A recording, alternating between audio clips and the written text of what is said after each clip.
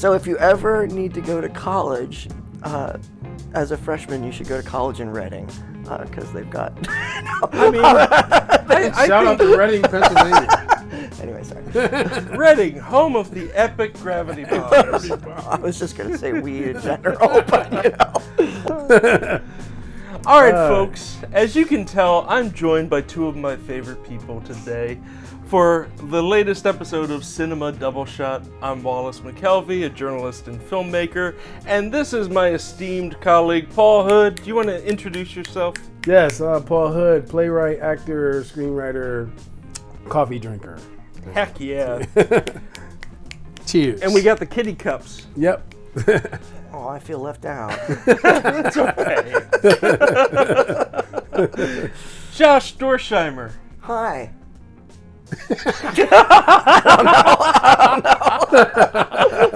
Actor. I live here. Cat dad.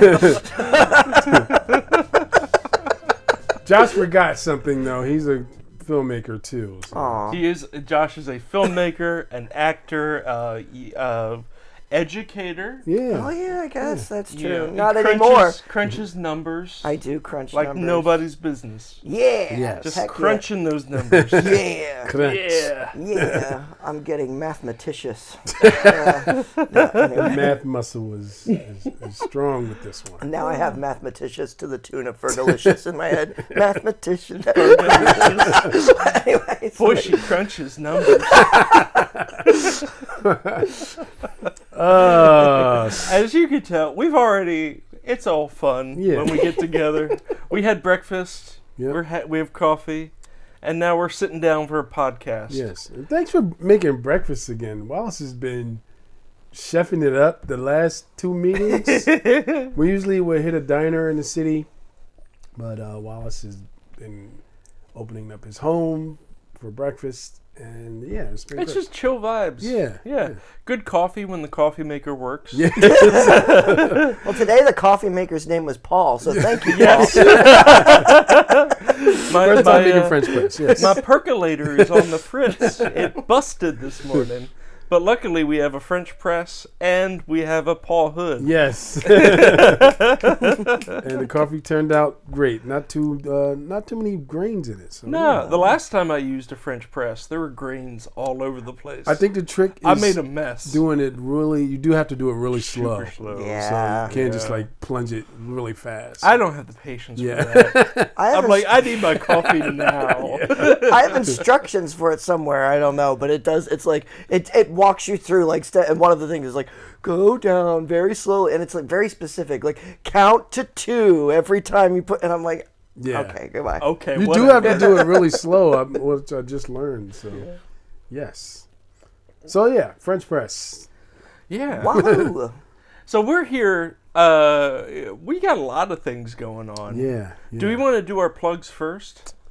We can do them in the beginning and at the end. And at the end. Yeah. We can do it more than once. Yes. Yeah. Smack them over the head with it. All So River City Stories, we've got an ish ton of dates for upcoming screenings. You pull out your phone. As I whip out my phone. So the first one is May 23rd, Saturday, May 23rd. We have 2 hours. So if you missed part 1 and 2, we're going to be screening 2 hours of previously created stuff with a sneak peek of some future stuff. Previously on River City Stories. That's going to be at Zoetropolis Cinema Stillhouse at 112 North Water Street. I even know the address. Yes, it's in the heart of Lancaster. It's like right downtown. So Yeah. So, and that's part of the Lancaster Fringe Fest. Shout out to Lancaster Fringe. Yep. Wahoo! It's going to be a whole weekend around Memorial Day weekend of stuff going on in Lancaster. There'll be comedy, improv, drama, Interments. music stuff, Yeah. art, like all kinds of art over the weekend. But one of the things, Clowns. there's going to be clowns. There's going to be clowns. 2 clowns that I know of, actually. 2 Well, of them. there's our friend doing Pity She's a Clown. Kim, yeah. Yeah, Kim Greenewalt. Yep, and I believe Griffin's doing some clowning too. I That's miss awesome. Kim's Pity She's a Clown when she did it. So we might be able to catch her on Harrisburg. Saturday. Yeah. Yeah. Shout out to Kim. She's great. so cool. Yeah. She is awesome. Yeah. So, Saturday, May 23rd, Lancaster Fringe, Zoetropolis Cinema Stillhouse. Our screening times are 11 a.m. and 5 p.m. Yes. And we just got word we're going to do a little Q&A after each of the screenings. So, So stick around Come on after out. the screenings and ask us questions. in please. case you don't get enough of us talking Yeah. on Cinema Double Shot, Yes. you can hear us talk even more. Even more. with drinks and snacks. And then in July, we have a third round of River City Stories. Mm-hmm. New stories. That's a good sound. We've been hard at work. Yes. And these will be screening at Harrisburg Fringe Festival with our friends over at Midtown Cinema. Right over there. And we Yep. have the Right over dates. We literally just got these dates. They're hot off the presses. July 17th at 9:20. Yeah. It's that's hard the for late me to show. read this. I almost need to take my glasses off. 9:20 and then And then on July 17th at 6 p.m. and July 18th at 4 p.m. So we have 3 screenings, Midtown Cinema in July, Harrisburg Fringe Festival. Yes. Check it out. And Josh, you want to talk about Boys in the Band? Yes. Oh yeah, the show, right? Not like, I mean, not like Band Boys. the show that you're in. Yeah. Yeah, the show that you're in rehearsal for. I'm just joshing. So next week also, beginning on May 23rd. I'm sorry. Saturday night. Saturday night. Although the showing isn't until like 7 or 8, right? Yes, Yeah. 7. I So believe. I don't have to cut you. Yes, I am. As folks who are watching the video can see from my previous appearance, I no longer have my big bushy red beard, and that is because I had to shave. I am playing Harold, a self-appointed ugly pock-marked Jew fairy, in Boys in the Band. And it's quite fun. It's a lot different. Well, fun isn't exactly the word that I would use to describe this play. It is very, it's quite heavy. It's unlike anything I've ever done before because I'm usually doing very like stylized stuff. So this is my chance to do You've like. done a bunch of musicals. lately. Not musicals, but I've done a few musicals now since doing. Oh, by the way, it's an open stage. God, So but open stage starting May 23rd. Yeah. And then it runs for like a month. So go Yeah. to open stage HBG hpg.com to get your tickets. and And you're gonna if you yeah. use the code LGBT Center when you get your tickets for the Boys in the Band, $10 of that ticket will go to support the LGBT Center of Central PA, which does great work in our community, housing programs, mental health groups, Aging with Pride, art stuff, you name it, LGBT Center does it. We really do good work. So put in that code when you buy a ticket for Boys in the Band. And it's apropos because Boys in the Band is like one of the first major high-profile gay-oriented plays. Yes, and Broadway. I've said that the play is very depressing, but it's also really important. It's a landmark play. The cast is entirely gay men, and it is in the story, and it really deals with a lot of heavy but important themes that gay folks have to deal with. It's the plays. A lot of the play is about internalized homophobia as well as just homophobia in general, and also oddly enough finding community with finding your own families. And just like any family, it's like you have your warts and all, and it's. And one of the interesting things about Boys in the Band, because I've only seen the movies, so there was a movie in 1970, and there was another movie, a remake a couple years ago, by our esteemed friend Ryan Murphy. Ugh. You know, Sorry, that was loud. no shade, whatever. Ryan Murphy.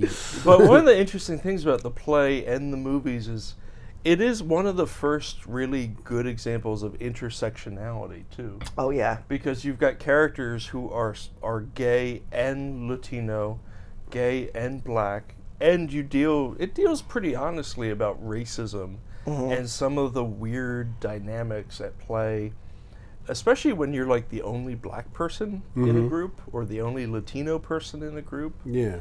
And it's got like that element into it as well. Yeah. Now, the original 1970 movie they cast a white guy as the Latino. So, it's not perfect. Yeah. But it's an interesting representation for 1970. Yeah. That, like, even today, people are squicky about talking about this stuff. And it also talks about, I'm going on about, but it also deals with sexuality being on a spectrum, because there are a couple characters in the show who are not, I'm using these terms, but like quote entirely gay. They fall on like the bisexual spectrum, and it kind of deals with that kind of specific struggles that go along with that too. So it covers a lot of ground in the 2 hours of fun drama. Oh yeah, and there's a Jewish character. And we also deal a little bit with anti-Semitism in it as well, a little bit. So yeah, there's a lot, but also like bring your tissues and maybe don't drink coffee before you go to see it. Even though I'm not setting a good example. And the character played by Josh is constantly token up. Oh yeah. If you've got a medical marijuana card, you might want to toke up before the show. Yeah. Just to take the edge off. Yeah. It's heavy, but it's important, and I'm real proud of, first of all, the creative team, but I'm also proud of all the fellows that I get to work with. It's a great cast of guys, and they're very, very, very good actors, and nice. I feel very lucky to be part of that. So great, awesome. I don't know, Paul. Do you have anything of your own to plug? You've got books out there. Yeah. Rattle off your books. Well, I have two books that have been out for a couple of years through my publisher, Willow Moon Publishing. One's a psychological. I don't want to say thriller, but it's a psychological.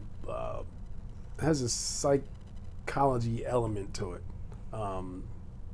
It's called Path, The Diary of Bane Adams. So yeah, Willow Moon Publishing. Go on Amazon, put Paul Hood in, Path, The Diary of Bane Adams. Buy my book. And I can attest. Paths is quite good. I own it. It's upstairs. It's on my bookshelf. Yes, it's quite good. Yeah. So I have the books out. There's my other one is The Time of Their Lives in London, which is a thriller about a young lady that goes abroad to kind of just live and find herself, and she gets caught up in in like a murder mystery type thing. So. That is also out through Willow Moon, but you can find it on Amazon. So yeah, Path, The Diary of Bane Adams, and The Time of Their Lives in London. Buy these books, please, because I like to eat.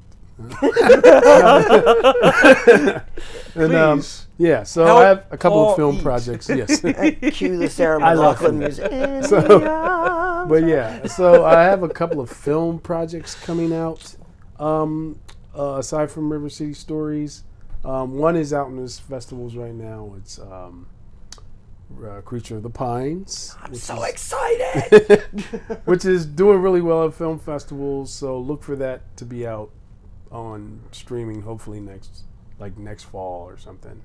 And I think that's what I have. All right. Yeah. Have we hit all the plugs? Yeah. So I thought we could talk a little bit about like the nostalgia that we feel for old media, like going to Blockbuster or going to the public library, because like these things become like rituals for us, right? Yeah, I can still smell the popcorn. Like when you walk in Blockbuster Video, first thing you smell is that popcorn smell. You instantly want to watch something. Like you wanted to watch a movie. Now, and even if you weren't really into movies, I think just that whole like, oh yeah, I think I should probably whip out my card and get something.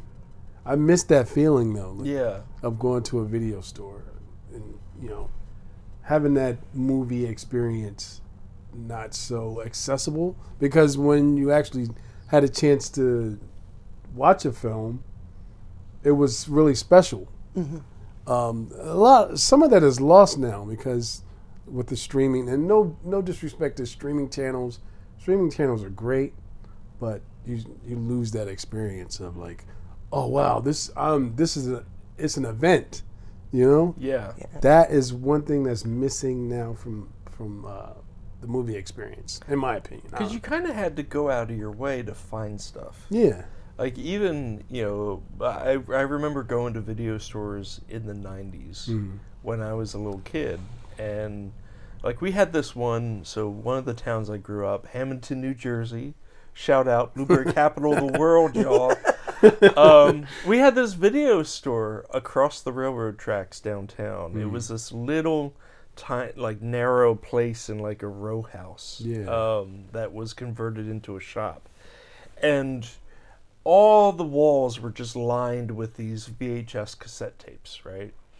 And there was there's kind of a mystery to it, because when you're a kid, the world seems so much larger around you, even though nowadays, like, those movies would all, we're maybe talk about a couple hundred movies. On streaming, you have access to hundreds of thousands of pieces of content now. Yeah. That are just like at a finger click away, and maybe you have to spend a little bit of money to get them. But in the VHS store, it was better. It was like curated. Because someone had to decide what to showcase. Yeah. Because there's a limited amount of space.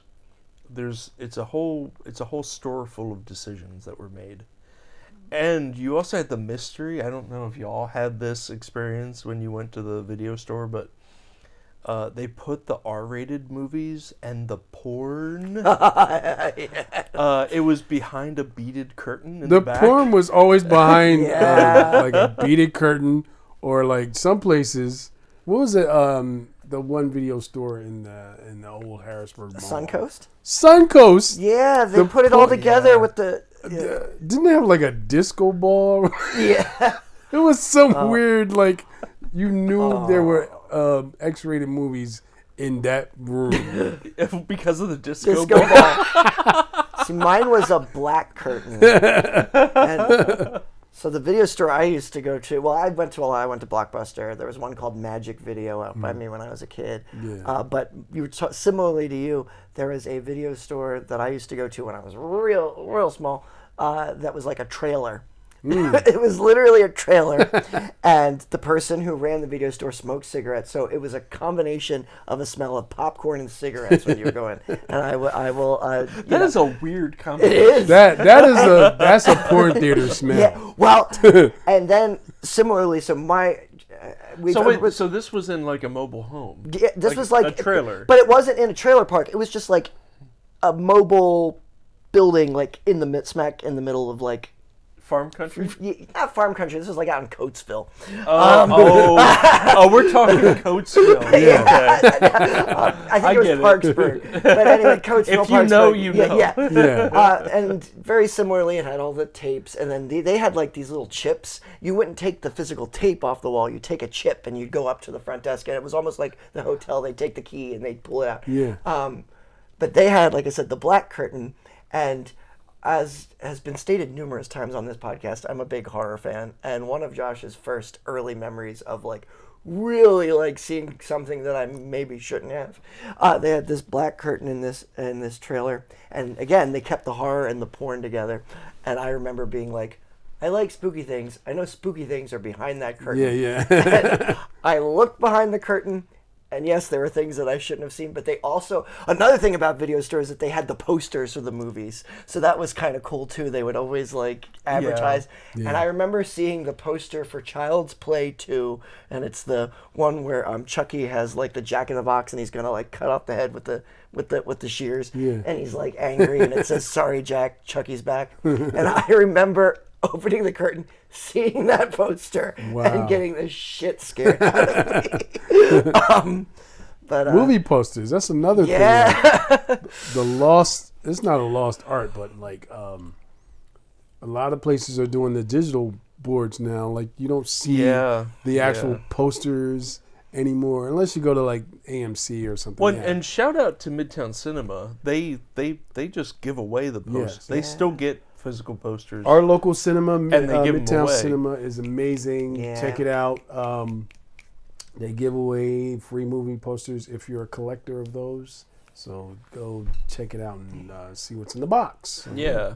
My old video store used to give out posters as well when they were done with them. I remember we would get really excited. We would be like, they'd let us pick one out, as a kid. Yeah.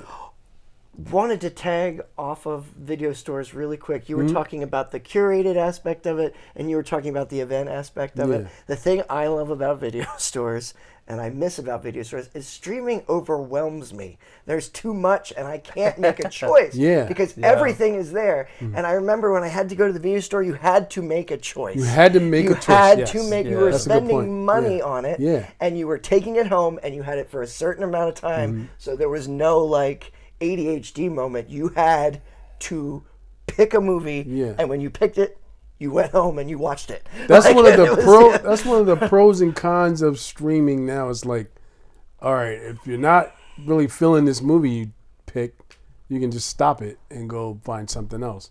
But if you did that at a video store, like you had to be really deliberate and like know what you like. Some people are indecisive about their movie choices, so streaming is good for them. But like for video stores and like film people like ourselves, you had to really know what you were getting into. Well, that and like the video stores, some of the ones that I remembered, like there was one, the Blockbuster, which rest in peace, Blockbuster. The Blockbuster in Newark, Delaware, where I went to college, undergrad. There were a couple people who worked there that were just like uber film nerds. And one aspect of the old video store is often the people who worked there were also film nerds. They had encyclopedic knowledge, at least of genres. Like they might have someone might be an expert in horror or an expert in like classic cinema. And you could pretty much rely on somebody there. Maybe not the pimply-faced kid, but somebody on staff. The pimply-faced kid was the one that had all the knowledge. Usually. You could rely on like at least one person who was working there that day being an expert on film and being able to give you recommendations. Now, they might be kind of snotty about it, but you had expertise built into that system. There's a human face. There was curation. And if you went there often enough, the people who worked at those stores, they'd get to know you and what your tastes were, and they could almost make tailored recommendations to you that, oh, well, you've rented X, Y, and Z. You should try this thing. And I feel like we don't have that with streaming. We have the algorithm, but what I've noticed, especially on things like Netflix or Hulu, what the algorithm is really feeding you is like whatever that platform wants you to see. They usually plug their originals, which they don't have to license for very much money. And they usually plug whatever is most popular that they think the average person is going to love. There's no human curating that experience.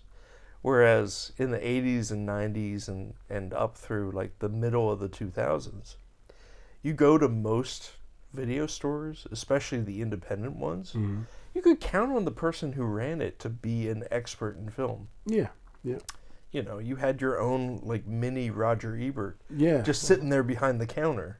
I miss that. Like, that's why I like the independent cinemas.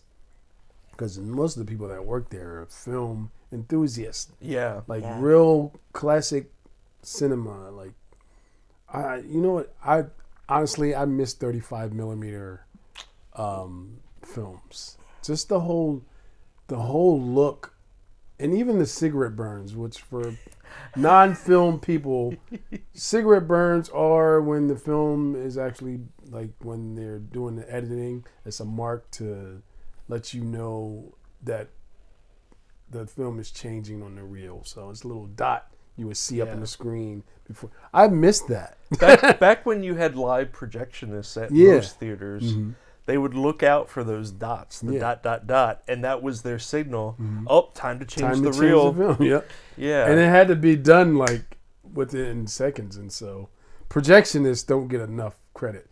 Shout out to all the old school projectionists in America, if you're still out there. Well, and the three of us recently went on a road trip. Yeah. You want to talk a little bit about that? Oh yes, we went. That was cool. That was great. We went to the Gap Theater in Gap, Gap, PA, Pennsylvania, which is just north of Allentown. Philadelphia. Allentown. North of Gap. Allentown. It's Not- north not- of yeah, Allentown. yeah. So Oh, it's wait, Wind Gap. Wind Gap. Wind Yes, Gap. Wind Gap. Wind Gap. Wind Gap, Pennsylvania. So we went to the Gap Theater and we went to see Rear Window by Alfred Hitchcock, and it was extraordinary. And it was a nice print Yeah. of the film. Sometimes nice. when you go see classic cinema in theaters, the print is like rolling dice. And if it's a really bad print, it's going to be orange and not look so great. Overly grainy. You can see like dust on the frame and everything. But this was a great print of it. The sound was great. But it was freezing. You remember how cold it was in the theater? Oh yeah. It was freezing. I was like, is the heat, are they going to turn it on? Well, Yeah, but- it's a big cavernous space Yeah, that so- it's a historic It's a theater historic theater. with a beautiful neon sign Yes. out front. Oh yeah. So, but given how old the theater is, probably not the Probably best not. installation. We were also way up in the Statler Yeah, and yeah, Waldorf yeah. seats. Yeah. It's a great theater. Don't let that deter you. But I love seeing Yeah. 35 millimeter films being projected. Oh yeah. And I'll forgive a print if it's like looks a little haggard, because it kind of like you get a real sense of like the history of the film that way. Like especially the more popular movies. Like I saw a 35 millimeter print of Jaws like a decade or so ago. And that print was terrible. Yeah, there's some Because it was such a popular film. Yeah. It had gone through so many different projections Yeah. that over time, you got fingerprints on it. It got maybe at multiple points the film had actually like ripped apart, like Yeah. torn, and then someone had taped it back together. So film you got all that degrades stuff. over. I don't know the span of time, but after a while it just When starts to degrade. the really old film Yeah. was like highly flammable. Yeah. Like the Yeah. chemicals. The chemicals involved in are it. crazy to preserve the film.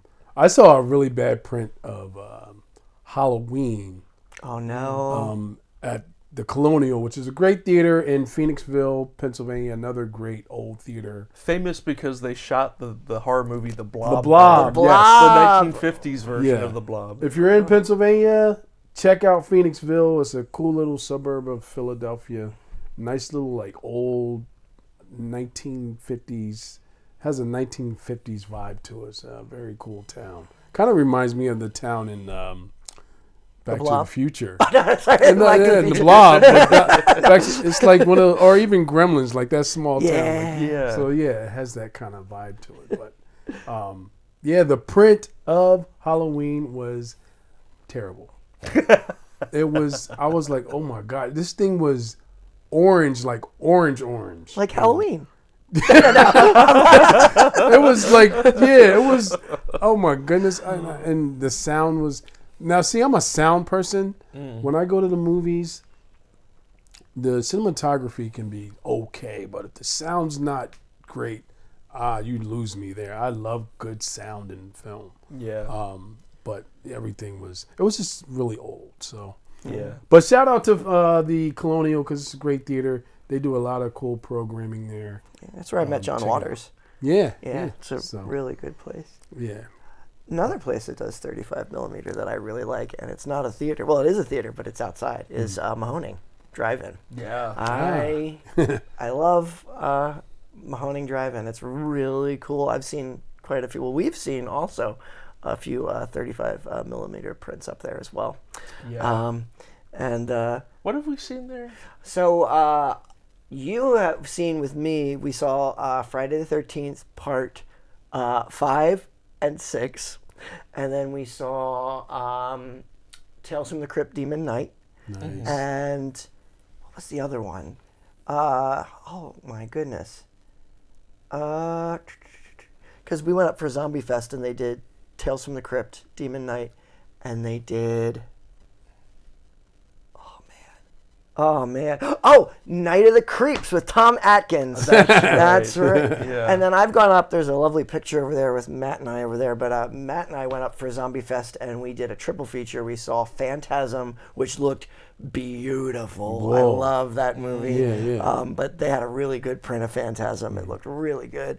We saw Phantasm. We saw the original Night of the Living Dead, George Romero, and then we capped it off with Dead and Buried, which is a kind of a hidden gem horror zombie movie starring Jack Albertson from the 80s, and that was fun too.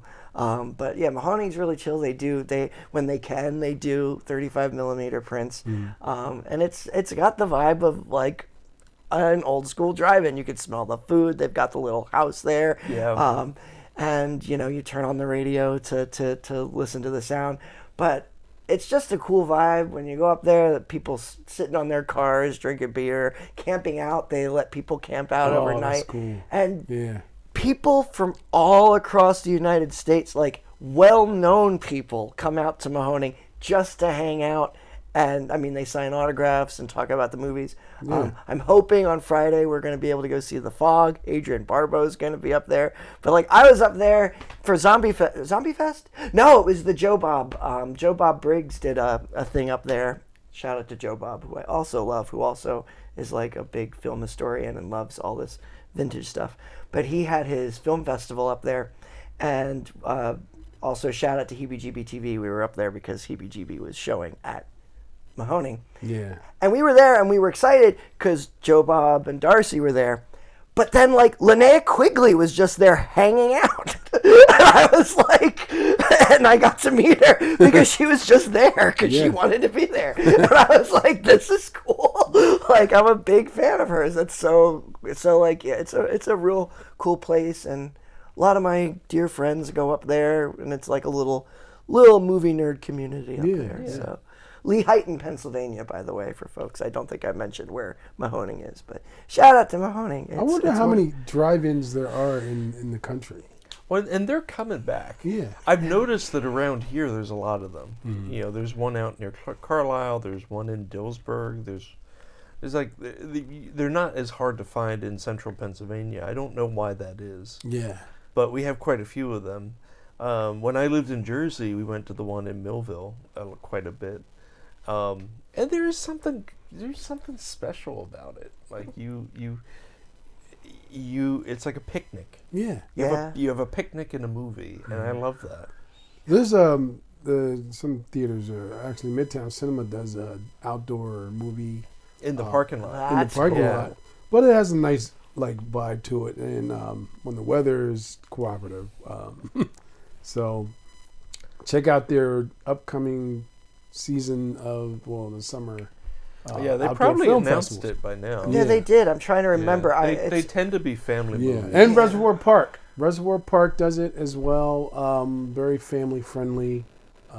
So check out cityofharrisburg.com, I guess, for those. But drive-ins are. I wish we had one. Actually, I wish we had one in the city. I'm not gonna lie. Like over at City Island, maybe. Just like an actual drive-in. Like I think we have enough land Yeah. to open a drive-in theater. Yeah, I think that would be great just to have that. Yeah, I think the closest one is probably Carlisle, which I've never we should been get to the together one. and Do the what? do the drive-in in Carlisle. Is that Hars or is Hars in Dillsburg? I don't remember which I one think is Hars which, to be is honest. Dillsburg. It's off 11 and 15. I Yeah. think, so. And the one in it's not in Carlisle. It's like somewhere on the outskirts. Yeah. I've never been to that one. I Yeah. think would be a fun thing to do. I've never been to Mahoning, so I'm like, Really? Yeah, I keep hearing about it. I have friends that love to go up there. If we end up, you're welcome to join us. If we end up going up there, for the fog, See what's going on Cam's Friday. doing. Yeah. Yeah. We could have a triple date because I think Matt and Arissa are going too. Oh, heck. So yeah, that We would- could all park together. Yeah. Well, that was another cool thing. Not to stay too long on this, but with Friday the 13th, it was really cool because we went up for Camp Blood because Friday the 13th fell on my birthday one year, and I was like, yes. And we went up there for the Friday the 13th marathon, and we had 2 sets of friends that were there. So for Friday the 13th, part 5, we hung out with Colleen and Mike and Billy, and we had our car parked next to them, but then Tara and Toby were over in another part, and we were like, okay, we're gonna watch part 5 with you guys, and then we moved our picnic over to had Tara and split Toby. custody. Yeah, we moved our but that's why it's so cool. It's not like a theater where you can switch, but we could walk over there and hang out with Tara and Toby then, and it was And I've cool. also any one of these places you end up having regulars as well. Yeah. So people who go there almost every weekend, who know everybody, it becomes like a communal atmosphere. And even then, whenever we go up there, we end up meeting with other people that we know, like Mr. Suit. Mr. Suit. We've seen him. Mike, yes. Mr. Suit? No, The owner of Mr. former Suit owner, Records. Mr. Suit doesn't exist anymore, but Sadly, rest in peace. But shout out to Mike and Colleen, who are wonderful. Yeah. And they also used to do programming at Zoetropolis, so they're big film nerds. But yeah, they're up there all the time. Every time I'm up there, I end up running into them. So it's Nice. yeah. I want to do a shout out to public libraries too. Yes. let's So talk about one public. of the when I was a kid, every week my mom took me to the public library, which it definitely I was a nerdy kid. I was fascinated with history and art and movies, and so the public library was like my gateway to a world beyond what even the K-12 schools would teach me. Wow. And it was also my gateway to foreign film and classic cinema, because we would even the stuff that wasn't available in the video store, you could usually count on the library having some of it. Yeah. So the first time I ever saw His Girl Friday was a not very good print, because VHS being what it is. Yeah. But it was on a VHS tape from the public library that I took out. And I saw His Girl Friday, the Howard Hawks movie, which is one of my favorite screwball comedies from that era. I saw that on a VHS tape when I was a little kid. And I was like, oh, I love this. and that's not the reason I'm a journalist now, but it definitely helped kind of shape my view of the world. Yeah. And even today, public libraries are still a great source to find out of the way cinema, even the stuff that's not on streaming.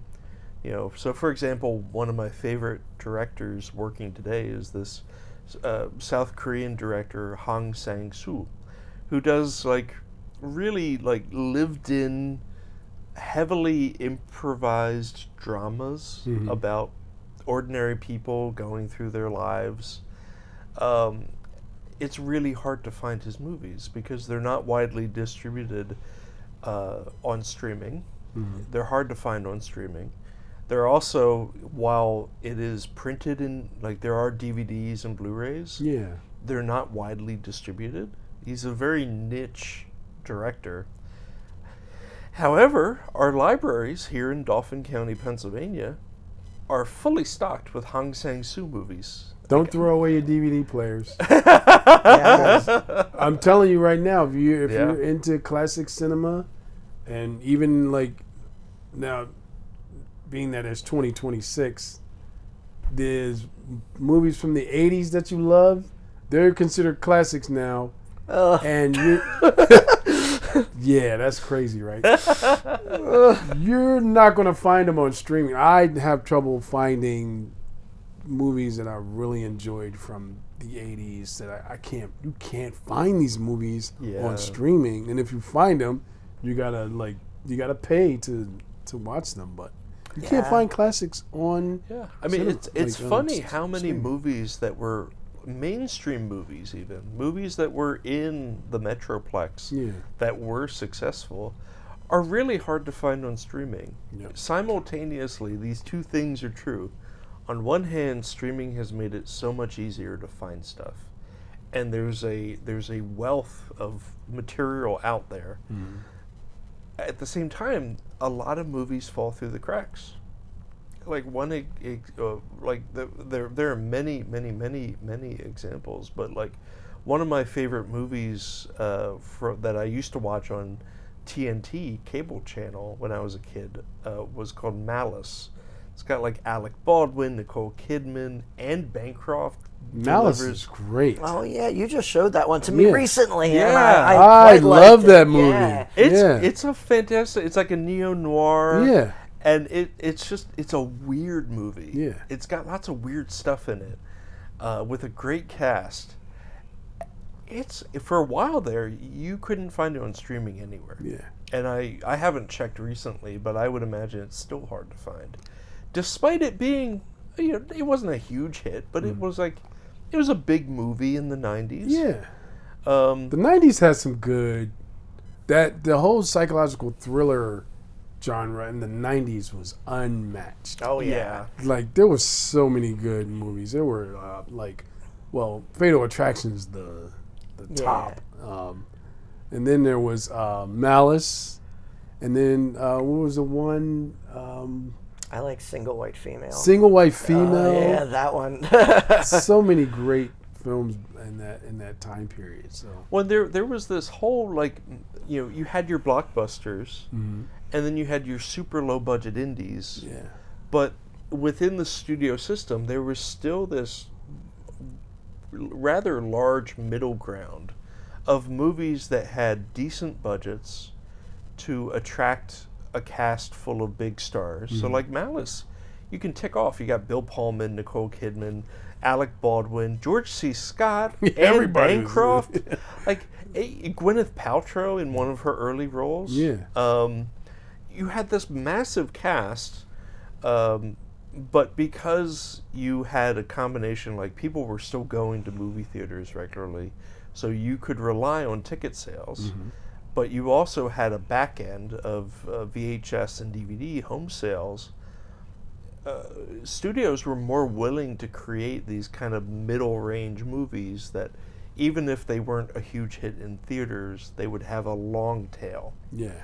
And the studios could make lots of money on the back end with them. Nowadays it's harder because everything's on streaming and the licensing fees just aren't there to support higher budget movies. So you either need to be a big blockbuster with international appeal so you can access the Chinese market and make gobs and gobs of money, or you're a super low budget movie that can eke out a living on streaming. There's not as much of that middle ground. There's still some, but even the middle ground, like the movies that would have been major studio productions, are now A24 Neon movies. Yeah, and you're not getting anywhere near A24. I'm just going to tell you right now. And they're the budgets are not the same as they were in the 90s, and there's not as many of them. Yeah. Like A24 puts out some in the neighborhood of 20, 30 movies a year. Neon puts out neighborhood of 20 movies a year. Yeah. And the majority of them are pickups. Yeah. So Neon, their bread and butter is foreign films. So you're not, the ecosystem that existed when we were younger, in the 80s, 90s. Yeah. It's not there, which is kind of sad to me.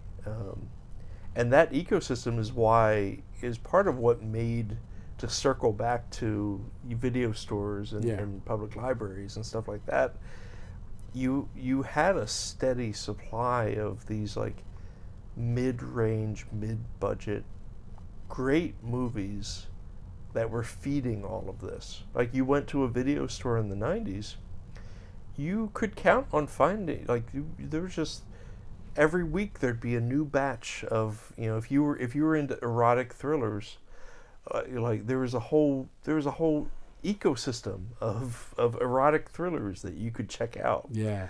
You know, you had you had the big name ones like your Fatal Attractions, but then you had a bunch of like much lower rent ones as well, like Jade, for example, or and then you had micro budget ones. You had multiple tiers of these movies. I was always partial to the micro budget ones. Yes. That like you know. they made their bones on the VHS rentals. Yeah. Yeah. And you see a little bit of that still now, and I think that's why I'm always going back to horror, but I think that's why I am so into horror films even recently, because that is one genre that's still kind of doing that. You have companies like Full Moon Features with Charles Band, Scream Team releasing, and they have this. Even VHS is coming back. They're releasing some of these movies on VHS for nostalgia purposes. Yeah. But they're releasing these micro budget horror indie films. Heebie-Jeebie got released by Scream Team releasing, and you know you can get the physical media of it.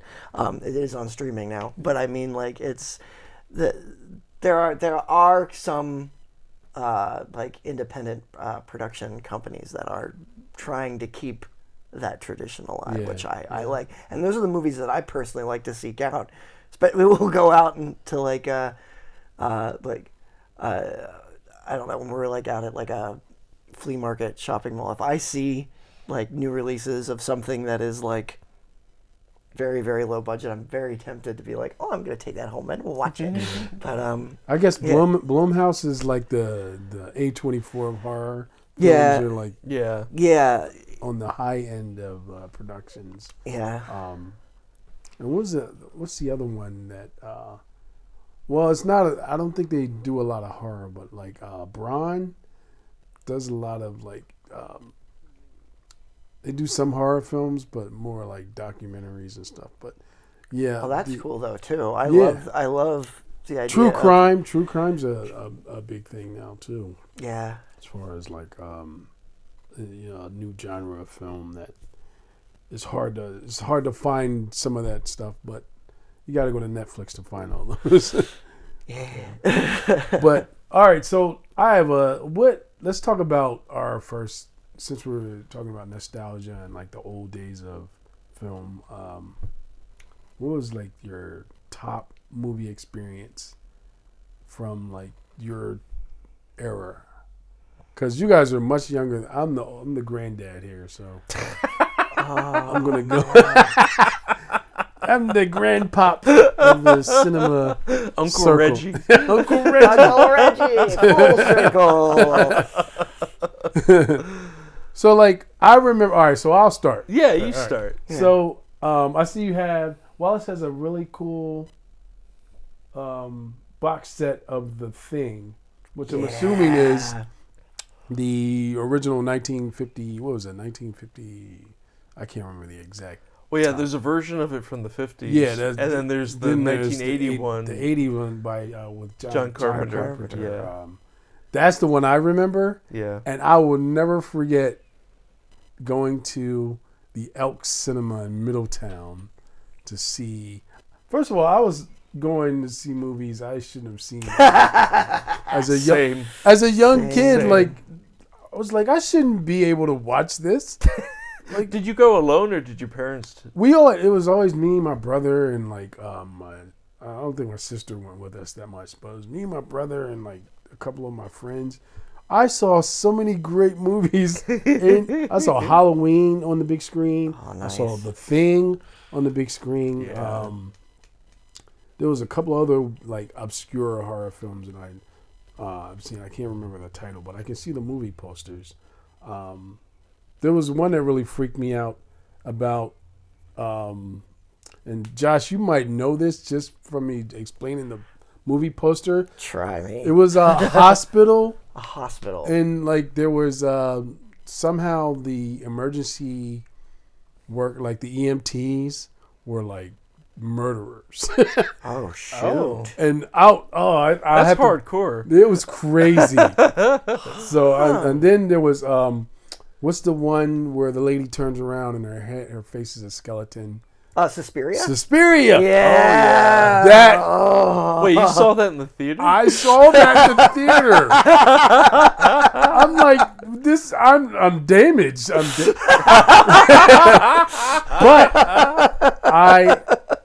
later on when I started to get into film, I was like, I'm glad I saw those kind of movies because it made me realize the story element behind all of like the gore and like the jump scares, and I'm like, these are great stories. You can strip this down and it still be interesting. Like The Thing is amazing about something coming to Earth and like being able to control our molecular like structure and like turning us against each parasite. other too. Yeah. The blood testing scene in The Thing.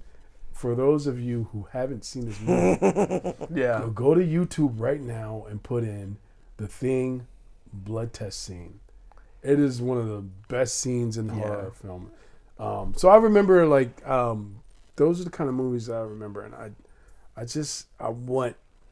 been trying to find that feeling again, and I'm hoping that Spielberg's Disclosure Day kind of brings that back. Brings it a little back, yeah. Yeah. Well, at least he's returning. He's returning to sci-fi. His old stomping ground. So shout out to Steven Spielberg, who's one of my favorite. So the first movie I remember seeing in the theater when I was a little kid was Beauty and the Beast. Nice. I love that. And I remember being excited for it because it everyone in school was talking about it. Mm-hmm. It was old school animation. Yeah. And it was like, it was a ritual. Mm-hmm. Like going to the theater to see an animated movie when you're a kid is just like, that's what I was raised in. And I saw a bunch of Disney movies in the theater. My parents also had this habit where they would take me to movies with them because they didn't have any they couldn't afford a babysitter. Mm-hmm. They didn't have any family nearby that could look after me. Mm-hmm. So they would take me to some R-rated movies when I was probably too young for it. Yeah. One of the ones I remembered was a really trashy movie with Nick Nolte of all people. Sorry. called Jefferson in Paris. Whoa. I saw this movie when I was 7 years old, and I just remembered it had an X-rated puppet show with a doll that had an exaggerated penis. Seriously. Well, I had a lovely time. I believe I was feeling. That's some Wicker Man shit. And Jefferson, Sally Hemings, this movie went all into that stuff. There's so many sex scenes. You get to see Nick Nolte's ass multiple times. Make it clap. Make it clap. Make it clap. Oh, Lord. Nick Nolte is clapping cheeks.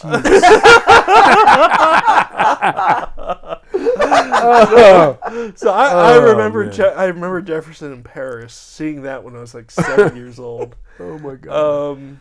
And then in terms of video rentals, for a while that was a weekly thing that we did. It was we would go to the video store. I'd try to sneak into the secret room to look at what was there. The disco ball room. Yeah.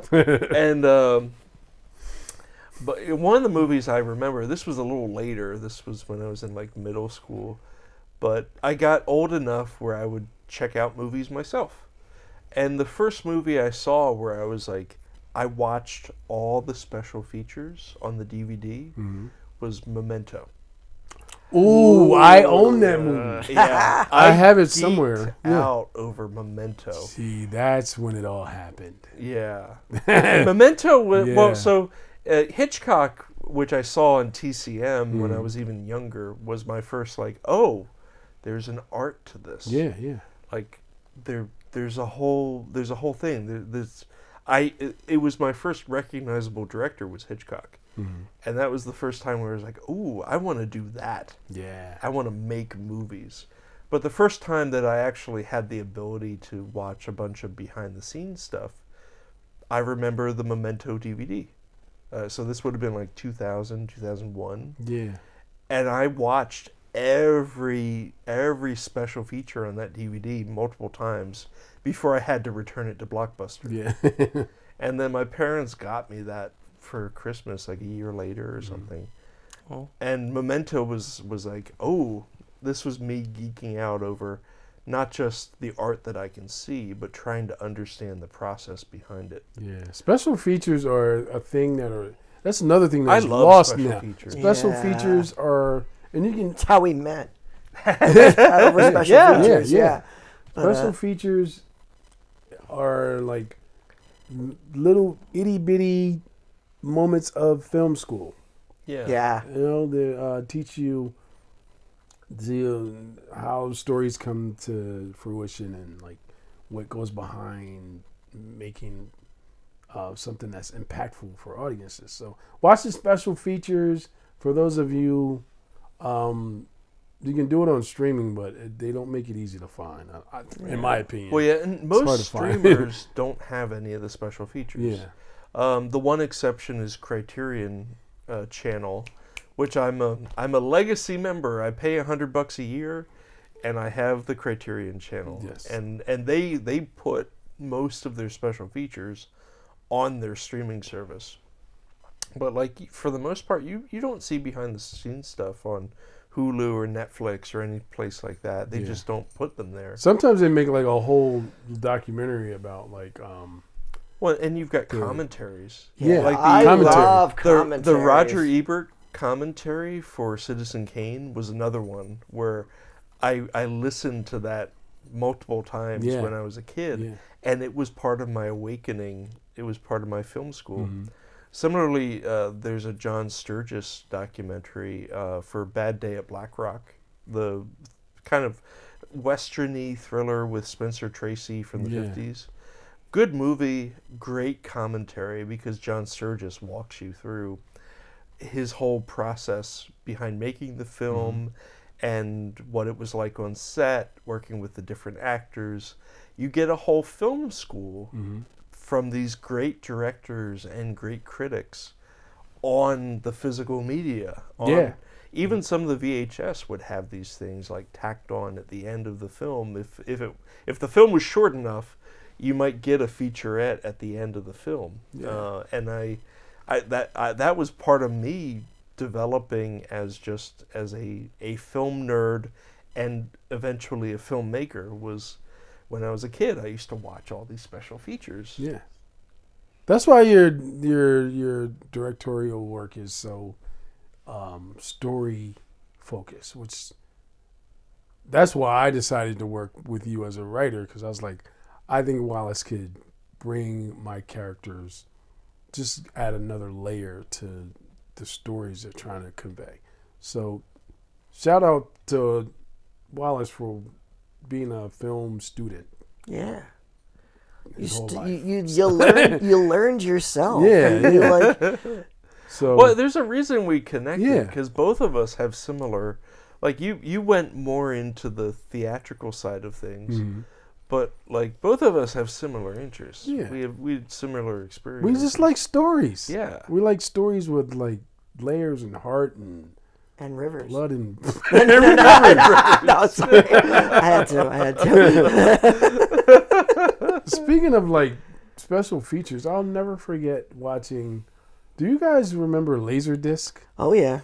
Oh my goodness. I never had them because they were highfalutin. They were. We and could not afford LaserDiscs. LaserDisc were like before the movies were on like actual like CDs.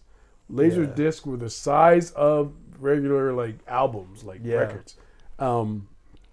And I saw Taxi Driver on LaserDisc, blew my mind.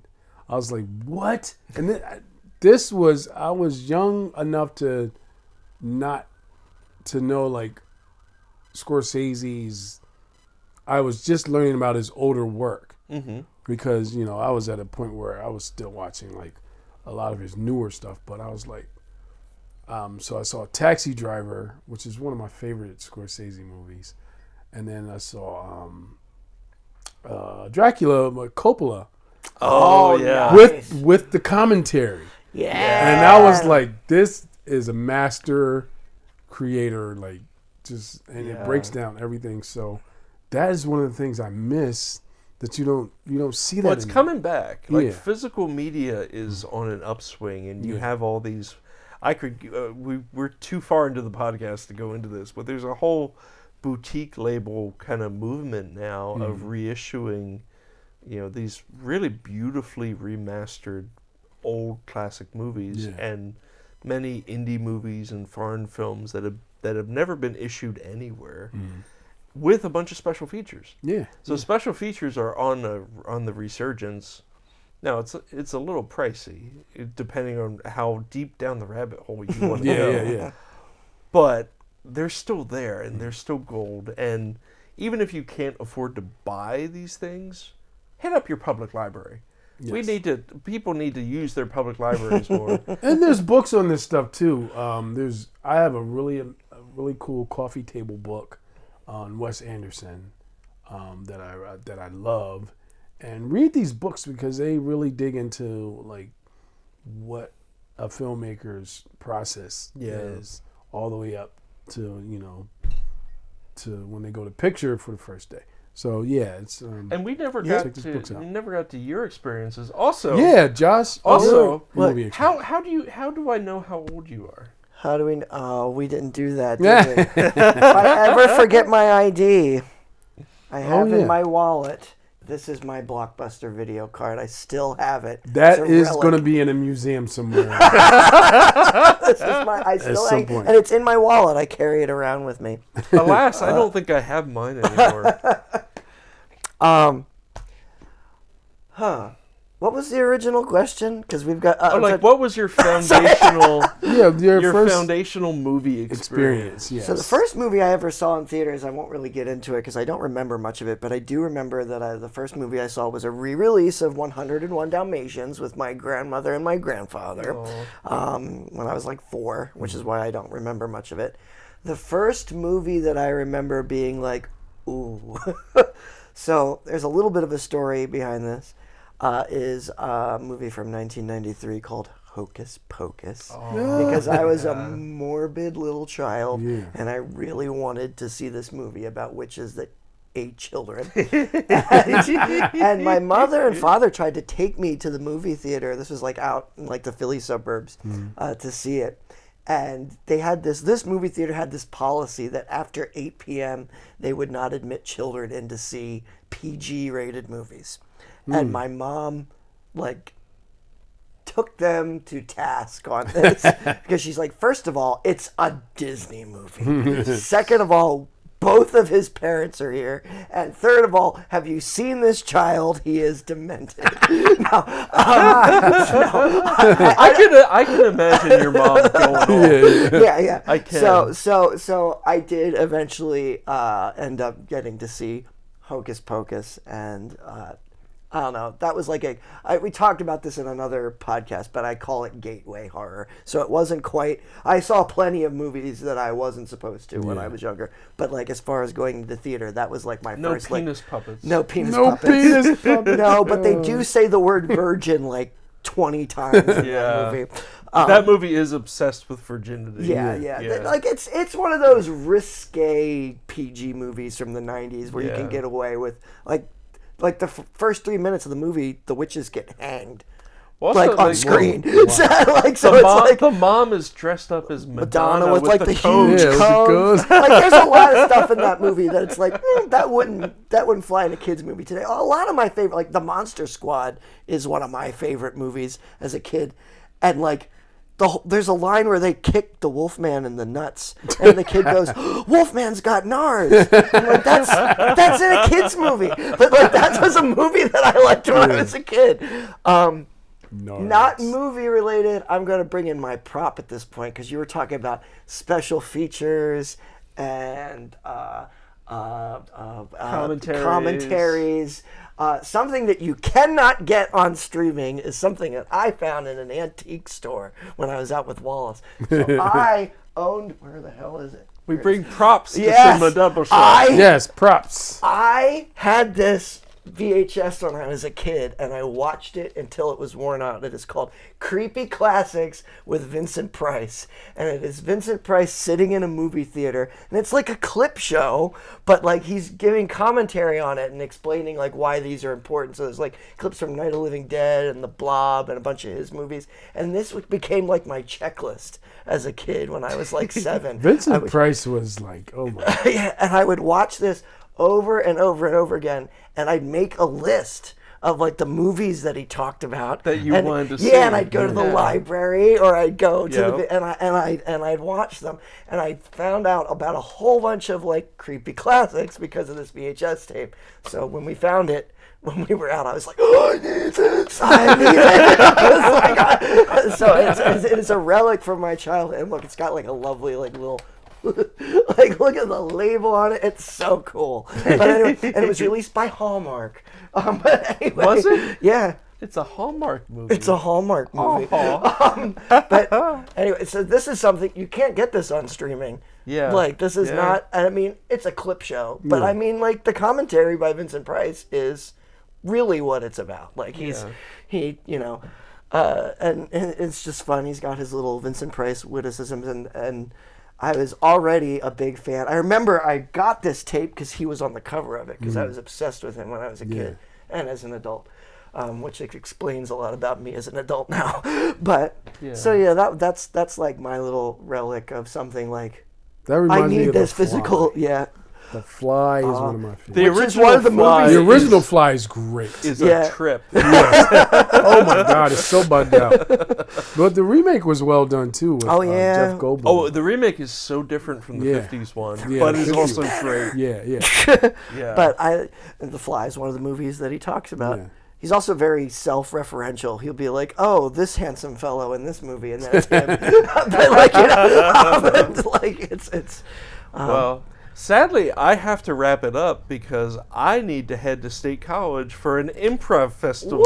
Yes, With the my Offbeats. Go my ahead. musical improv group, the Offbeats. I'm about to leave this podcast recording and go straight to State College. Yes. But to wrap up, do we have any final thoughts or any final plugs we want to make? Yeah. So I just want to plug. Make sure you guys get out to all the art festivals happening this summer. Harrisburg Fringe, Lancaster Fringe. Also, York does a Fringe in, I think there's in Is it August. in August? Yeah. Yeah. So every city in South Central Pennsylvania has a Fringe festival now. We're So making it weird all over we're the place. making it weird. Shout out to everyone working on festivals in the other cities in this area. Go support local artists of all kinds, not just filmmakers like us. So get out this summer and support independent artists of all kinds. Yeah. Yes. And make sure River City Stories, self-serving plug, but May 23rd, 11 and 5 at Zoetropolis Cinema Stillhouse as part of Lancaster Fringe. Come on out. It's the first time we're presenting like a full 2 hours all at once. Yes. So come out, have a good time, and then while you're in Lancaster, hit up some of the other great shows that are going on as part of Lancaster Fringe. Yep. Also, we'll get this podcast up probably with several days before the festival. If you have the capacity to volunteer, I know they're looking for volunteers at Lancaster Fringe. And just in general, support the local arts wherever you are. Yep. No matter where you are across this great land of ours, there are great local artists who are working, who deserve your support. Go to your local art house theaters. Go to your local community theaters. local museums, public libraries. There's so much good stuff happening. Yeah. Just get out there and support folks. Yeah. I see you've got your phone open. Got something? I have to. Well, no, just so I have the dates because I didn't have them earlier. Boys in the Band is playing at Open Stage beginning May 23rd, and it plays through June 13th, just in time for Pride Month. So go check us out there. And as Wallace said, what's the code again? Yeah, OpenStageHBG.com. When you buy your tickets for Boys in the Band, make sure you put in the code LGBT Center. That means that $10 of your tickets will go to support a great cause in our community. Woohoo! Woo! All right, folks, have a great day and be kind to each other. Much love.